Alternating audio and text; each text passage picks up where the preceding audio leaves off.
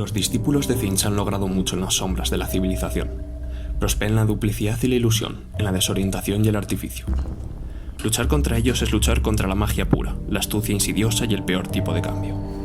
Y como cualquier discípulo de Tzeentch te susurrará en la oscuridad, el cambio es inevitable. ¿Por qué no abrazarlo?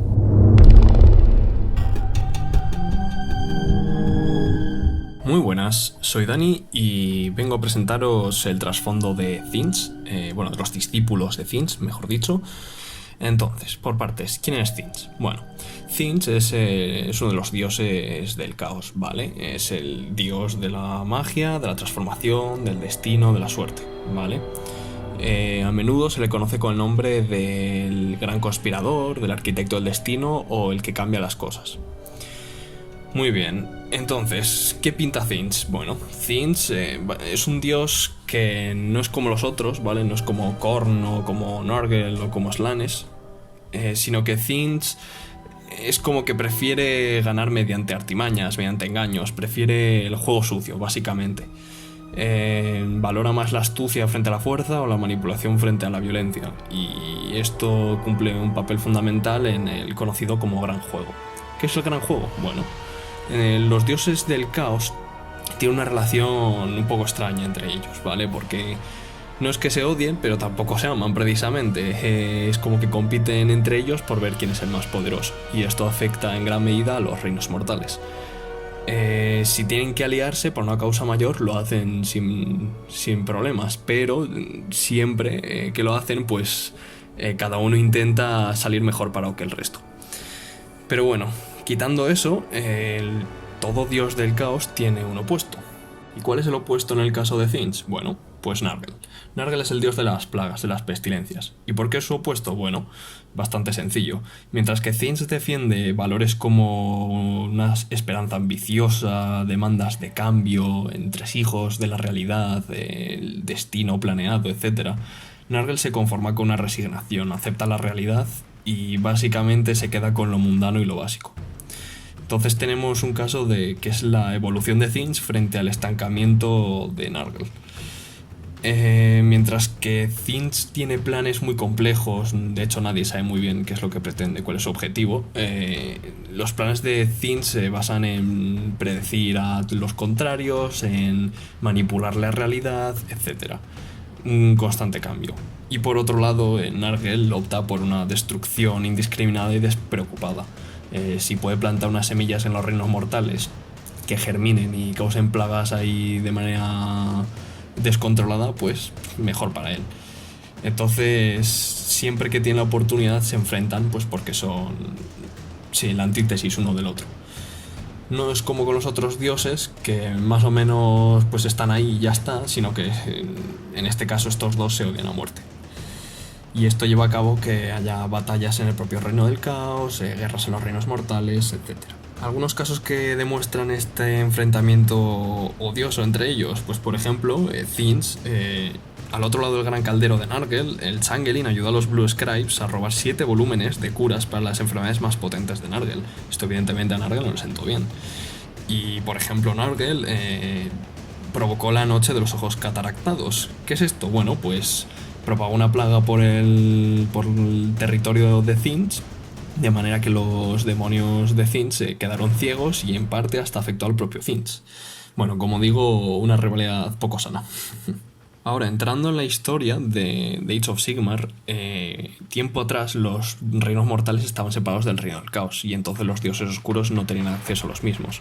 ¿Qué ocurrió? ¿Cómo entró Tzeentch en los reinos mortales? Bueno, básicamente se aprovechó de las necesidades, de la codicia y la ambición de los mortales, en parte provocado dichas sensaciones y sentimientos poco nefastos por la propia crueldad de los reinos mortales. No es un lugar muy agradable en el que vivir, y los mortales pues ansiaban poder, riqueza y maneras de sobrevivir, ¿no? Entonces, todo empezó realmente mediante susurros, sueños en los que se aparecían demonios de Tzeentch, y de esta manera pues los sabios, los escribas, pues como que se les prometía recompensas a cambio de como de seguir la palabra de Tzeentch, ¿no? Una especie de pacto un poco diabólico. Buscaban en muchos casos saber, la realidad, y Tzeentch se lo prometía a cambio de pues ciertos pactos. De esta manera, poco a poco, Tzeentch como que fue más común, ¿no? Pedir el favor de Tzeentch, y de esta manera se fue extendiendo. En general, los demonios de Tzeentch entraron a los planos mortales al principio mediante invocaciones. Era como que algunos listillos querían invocar demonios para tenerlos de siervos, pero los demonios de Tzeentch son muy listos, y en cuanto ven cualquier tipo de fallo en la elaboración de un hechizo, pues se aprovechan y le dan la vuelta, y pasan a ser ellos los que esclavizan al invocador, o en muchísimos casos pues los mataban. Los discípulos de Tzeentch no son simples guerreros o mercenarios. Estos son pues demonios mortales, ¿vale?, que rechazan las armas o las herramientas cotidianas de la guerra. Sostienen que la guerra es tan mutable como la carne o la mente, y por tanto libran las batallas de manera más mental, espiritual. A ver, también físicamente, pero ya me entendéis. Mediante pactos diabólicos tienen una inmersión en lo arcano, y por tanto moldean la realidad mediante esto.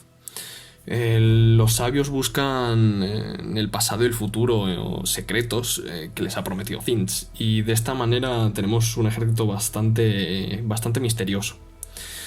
Los discípulos de Tzeentch se dividen en dos ramas principales: los demonios y los arcanitas. Voy a empezar por los demonios. Los demonios de Tzeentch en general son una manifestación física de energía arcana, o de magia, como lo queráis llamar.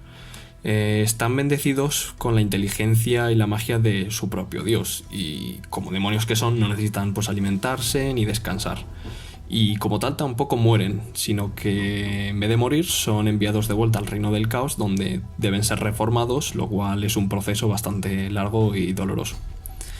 Los demonios menores de Tzeentch son los horrores, ¿vale? Cuando son creados, pues son esclavos sin autonomía. Algunos de ellos son más inteligentes, ¿vale? Son los conocidos como heraldos. Más inteligentes no, son muy inteligentes y ambiciosos, y comandan las huestes de horrores.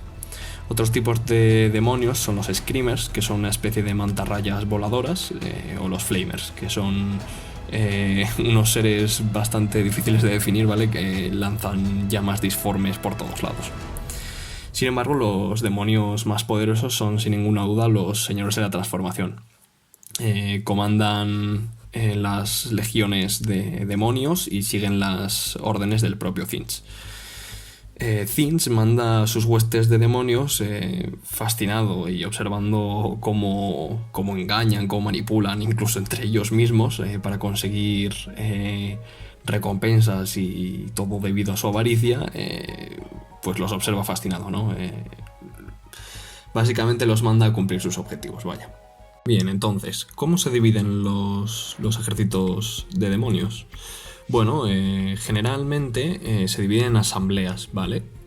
Cada asamblea está dirigida por un muy poderoso señor de la transformación, y a su vez cada asamblea se divide en 9 huestes. Aun con todo, este sistema está en constante cambio y nunca es del todo... No es del todo así, ¿vale? Está cambiando constantemente, bastante zeentchiano, la verdad. Entonces, cada hueste pues tiene su líder, que puede ser pues un heraldo, un gran demonio o quien sea. A su vez, cada hueste pues lleva a cabo las órdenes de su señor, y cada una en particular sigue ciertos intereses y atrae a ciertos tipos de demonios con sus propias ambiciones. Cada una en general tiene su propia independencia, pero siguen en general lo que comande el señor de la asamblea. Ejemplos de estos son, pues por ejemplo, la hueste traicionera, ¿vale? Las 3 ejemplos que voy a decir están en el propio Battletome como opciones jugables, ¿vale? Me parecen las opciones con más sentido de nombrar.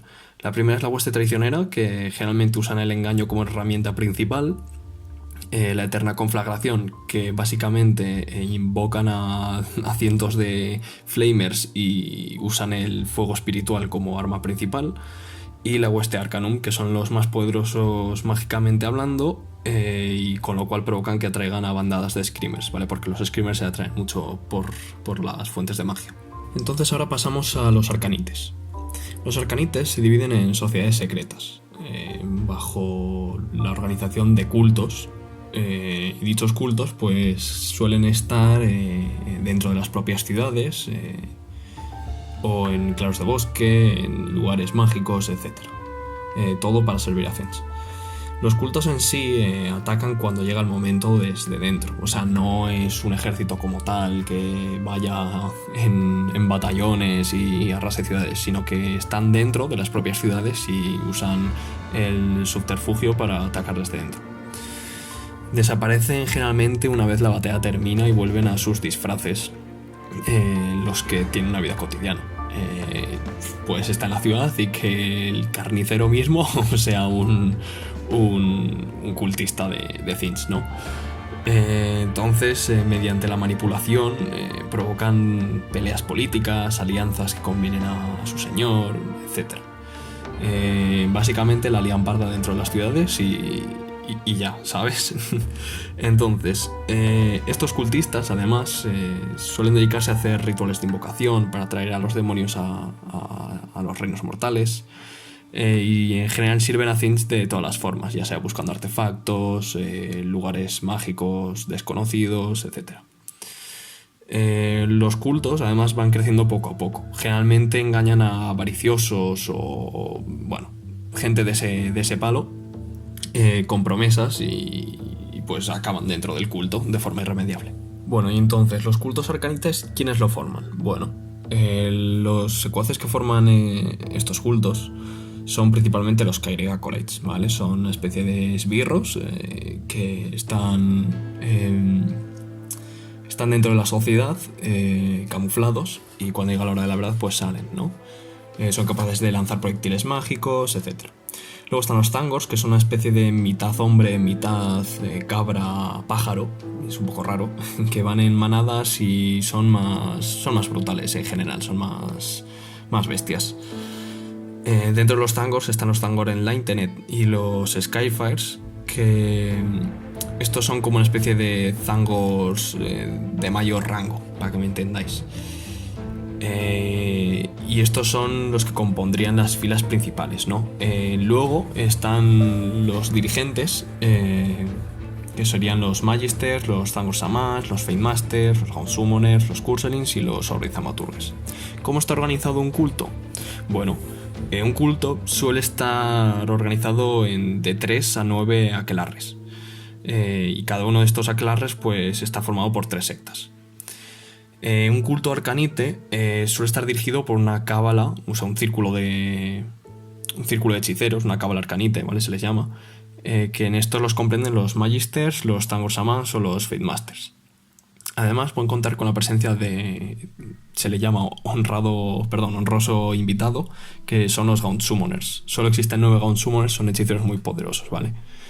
Y luego además pueden contar con la ayuda de secuaces como los Curselings o los Aurith Thaumaturges, que les pueden relegar el poder.